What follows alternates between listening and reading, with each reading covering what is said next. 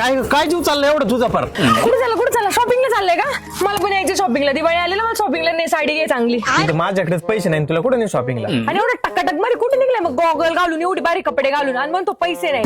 अगं बाई इथं मला गाडीच्या टायरला हवा भरायला पैसे नाही. तुझं काय चाललंय? अरे खरोखर हवा कमी आहे की काय टायरला? 1 सेकंड. हाय थोडीशी लागली तर 5 रुपयाची भरते. जाऊ दे. आता कसं जाशील? चावी तो घेतली का?